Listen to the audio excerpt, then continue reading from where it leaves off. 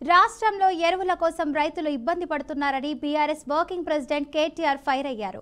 రైతుల సమస్యలపై సీఎం ఒక్కసారి కూడా సమీక్ష చేయలేదని ఆరోపించారు. యూరియా దొరక్క రైతులు ఇబ్బందులు పడుతూ కనీసం పట్టించుకోవడం లేదని అన్నారు. బీఆర్ఎస్ పాలనలో ఎరువుల కోసం రైతులు క్యూలో నిలబడలేదని, కేసీఆర్ హయాంలో ఎరువులు బఫర్ స్టాక్ పెట్టే వాళ్లమని కేటీఆర్ వివరించారు. అట్లాగే ఇవాళ ఎరువుల బస్తాల కోసం కూడా మరి ఎక్కడికక్కడ రైతులు కాళ్ళ వేళ్ల పడి అధికారులను బతిమలాడుకునే ఒక దయనీయమైన పరిస్థితి రాష్ట్రంలో కనబడతా ఉన్నది. అది చేతగాని కాంగ్రెస్ ప్రభుత్వ పరిపాలన వల్ల ఇవాళ రైతులు ఒక బస్తా ఎరువు దొరకక ఆగమాగమైపోయే పరిస్థితి కూడా ఇవాళ రాష్ట్రంలో కనబడతా ఉన్నది. చివరికి పంట అమ్ముకోవాలి, పంట కొనాలి ప్రభుత్వం అంటే రైతులు అధికారుల కాళ్ళ మీద పడే దుస్థితి.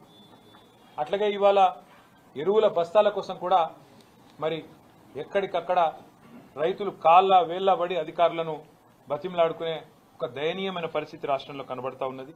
అధికారుల కాళ్ళు పట్టుకునే దౌర్భాగ్యమైన పరిస్థితి ఇవాళ రాష్ట్రంలో కనబడతా ఉంది. ఏ చరిత్ర చూసినా ఏమున్నది గర్వకారణం అన్నట్టు కాంగ్రెస్ చరిత్ర ఎన్నడూ కూడా రైతుల విషయంలో సానుకూలమైన చరిత్ర కాదు, రైతులకు మేలు చేసిన చరిత్ర కాదు.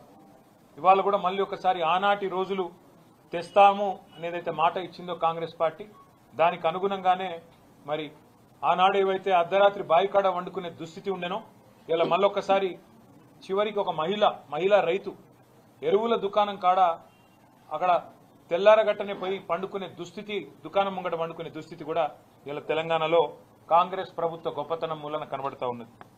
కేసీఆర్ గారి నాయకత్వంలో ఆనాడు ప్రభుత్వంలో 6 నెలల ముందే బఫర్ స్టాక్ తెప్పించి ఎక్కడికక్కడ గోదాములు సీజన్ మొదలు కాకముందే నింపి పెట్టి భారతదేశంలో ఎక్కడెక్కడ మరి యూరియా దొరికితే, ఎరువు దొరికితే ఆడికెళ్లి తెప్పించి రైతుకు కడుపులో చల్లగదలకుండా కూర్చునే విధంగా ఇంటికి ఎరువుల బస్తాలు పంపిన పరిస్థితి కేసీఆర్ గారి ప్రభుత్వంలో మనం చూసినాం.